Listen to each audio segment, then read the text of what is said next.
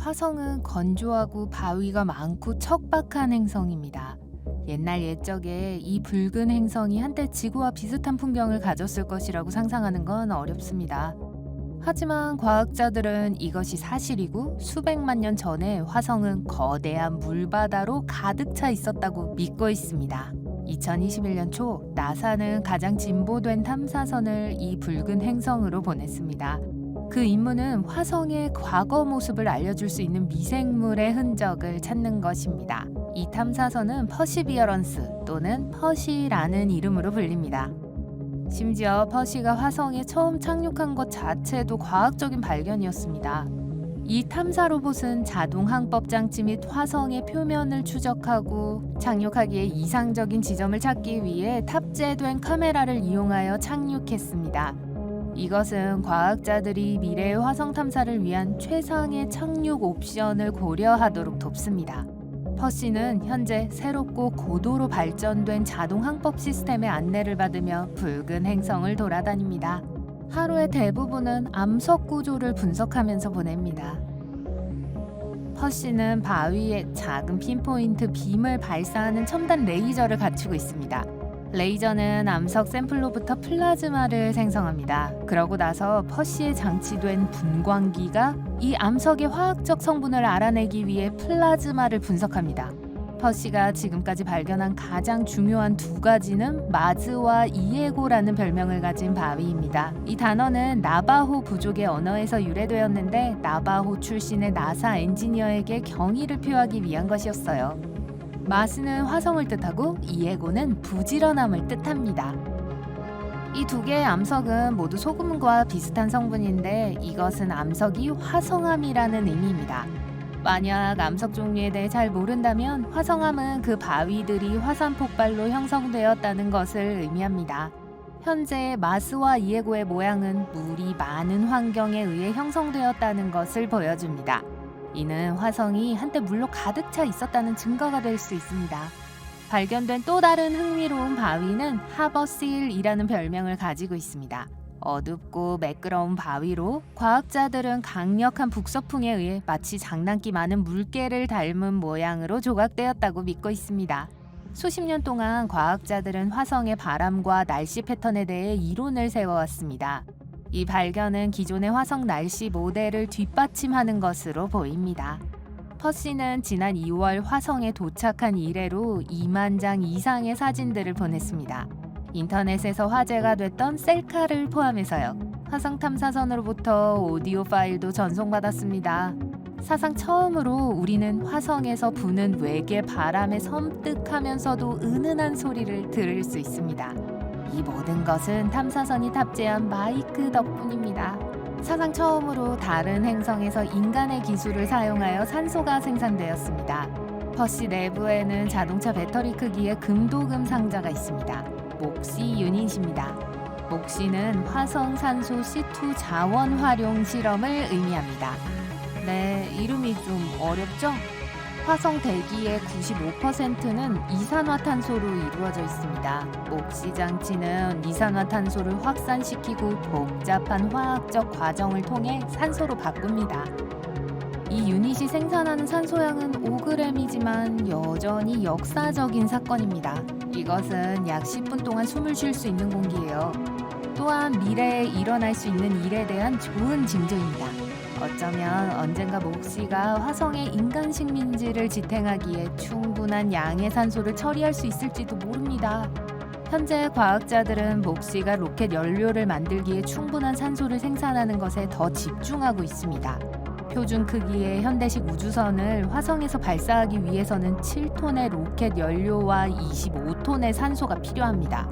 우주선이 지구에서 가져오기에는 너무 무거워요. 화성을 오가는 유인 임무가 있게 된다면 화성에서 연료를 만들 수 있는 어떤 방법이 필요합니다. 여러분 중 퍼시가 외로울까봐 걱정하는 분들이 계시다면 사실 퍼시는 화성에 특별한 동반자가 있어요. 화성으로 착륙하는 탐사선 안에는 작지만 비싼 인제뉴어티라는 이름의 헬리콥터가 숨겨져 있습니다. 줄여서 진이라고 부르죠. 나사가 이 작은 헬리콥터를 개발하는 데는 800억 원이 넘게 들었습니다. 하지만 지니가 다른 세계에서 최초로 동력 드론 비행을 함으로써 역사를 만들었기 때문에 그 돈의 값어치를 톡톡히 해냈습니다. 지니는 엄청난 과학적 위협이었는데 엔지니어들은 행성 간 탐사 로봇 안에 들어갈 만큼 작으면서도 다른 행성에서 비행할 수 있을 만큼 충분히 강력한 헬리콥터를 설계하기 위해 고군분투했습니다. 지니의 성공 이후 과학자들은 현재 지구의 스마트 마이크로 드론 설계를 돕기 위해 이 특별한 헬리콥터로부터 데이터를 수집하고 있습니다. 헬리콥터는 로버에 적합하지 않은 지형을 탐색하는 데 사용됩니다. 지니는 화성을 날아다니면서 데이터를 수집하고 지구로 보내기 위해 항공사진을 찍고 있습니다. 지니는 회전 날개 위에 태양 전지판에서 동력을 얻습니다. 과학자들에게 가장 큰 걱정은 전지판이 화성의 먼지로 두껍게 덮여 헬리콥터가 동력을 제공받지 못할지도 모른다는 것이었어요. 다행히도 날개에서 나오는 공기 흐름은 지니의 태양 전지판을 스스로 청소합니다. 지니의 메커니즘 안에는 라이트 형제의 역사적인 1903년 비행기에서 나온 우표 크기의 작은 천 조각이 들어있습니다. 이것은 최초의 항공 선구자들에게 바치는 애정 어린 찬사입니다. 큐리오시티 로버가 화성에 처음 착륙한 것은 2012년이었고 12년 이상 이 붉은 행성을 배회해왔습니다. 큐리오시티는 퍼시처럼 생명체를 감지하기 위해 고안된 것이 아니라 화성에 생명체를 지탱할 수 있는 필요한 요소들이 있는지 알아내기 위해 고안되었습니다. 이것은 액체물, 탄소, 에너지원과 같은 것들을 포함합니다. 큐리오시티는 옐로나이프 베이라고 불리는 장소를 발견했습니다. 이곳은 한때 고대 호수가 있었던 곳입니다. 탐사선은 물에 의해 남겨진 미네랄을 발견했는데 그것은 호수 물이 매우 산성이거나 염분이 높지 않았고 균형 잡힌 pH를 가지고 있었다는 것을 보여줍니다.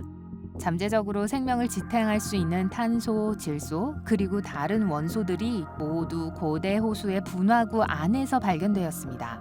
그리고 무엇보다도 큐리오시티는 미생물의 잠재적인 에너지원을 발견했습니다. 그러니 어쩌면 화성에도 생명체가 존재할 수 있을지도 모릅니다. 큐리오시티는 행성 전체에 걸친 먼지 폭풍을 목격하고 측정한 최초의 화성 탐사선으로서 역사를 만들었습니다. 지구에서와 마찬가지로 화성에서는 바람이 끊임없이 불어서 지질학적인 요소를 파괴합니다. 바람은 많은 먼지를 일으키고 결국 큰 구름이 되어 올라갑니다. 먼지 구름은 햇빛과 열을 흡수해서 바람을 더욱 강하게 만듭니다. 비나 바다가 없어서 몇 년마다 구름은 매우 커져서 행성 전체를 감싸고 거대한 먼지 폭풍을 만듭니다. 2018년 큐리오시티는 화성 표면에서 이 거대한 폭풍 중 하나를 목격했습니다. 화성의 햇빛이 97% 감소했고 많은 큰 모래 언덕이 남겨졌다고 기록했습니다. 큐리오시티는 10년이 넘는 기간 동안 화성의 방사능 환경을 측정해 왔습니다. 이것은 과학자들이 인간이 방사능의 피해 없이 안전하게 이 붉은 행성을 방문할 수 있는지 알아내도록 해줍니다. 지금까지의 소식은 고무적이고 화성 방사능 수치는 국제 우주 정거장에 탑승한 우주 비행사들이 경험한 수준과 비슷합니다. 이것은 우주 비행사들이 방사능에 대해 너무 많이 걱정할 필요 없이 장기 왕복 여행을 견딜 수 있다는 것을 의미합니다. 화성은 태양계에서 가장 큰 화산인 올림푸스 몬스가 있는 곳입니다. 이 거대한 화산의 높이는 21.9km인데 에베레스트 산의 약 2.5배 높이입니다. 그 화산은 수백만 년 전에 형성되었는데 그때 화성은 용암을 행성 표면으로 뿜어내는 수많은 화산으로 가득 차 있었습니다. 올림푸스 몬스는 순상 화산이기 때문에 용암과 불꽃을 공중으로 격렬하게 분출하기보다는 용암이 화산의 측면을 타고 천천히 흘러내렸을 거예요. 그래서 화산은 낮고 납작한 외관의 평균 경사가 겨우 5%입니다. 겨우 몇백만 년 된 올림푸스 몬스는 여전히 꽤 어린 화산입니다. 그래서 과학자들은 그것이 잠재적으로 여전히 활동적일 수 있다고 믿고 있습니다. 그래서 어쩌면 미래의 어느 시점에 폭발할 수도 있어요. 큐리오시티 탐사선은 지역 지질학뿐만 아니라 하늘에서 무슨 일이 일어나고 있는지도 기록합니다. 2021년 3월 자개구름이라고 이름 붙여진 빛나는 무지개 빛깔을 하늘에서 포착했습니다. 이 화려한 디스플레이는 모든 구름 입자의 크기가 거의 같을 때 일어납니다. 그것은 보통 구름이 형성된 직후에 발생합니다.